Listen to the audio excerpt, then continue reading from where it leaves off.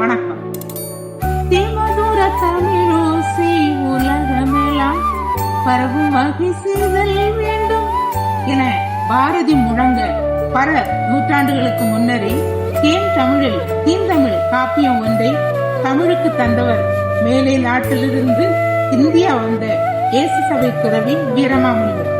திருவிவிலியம் மொழிபெயர்க்கும் முன்னரே உலக மீட்பின் வரலாற்றை தமிழ் தமிழில் தேம்பாவணி எனும் காப்பியமாய் வடித்து தந்தவர். எல்லோரும் இந்த இந்தமிழ் காப்பிய சுவையை சுவைக்க இசையுடன் உங்களுக்காக. நன்றி.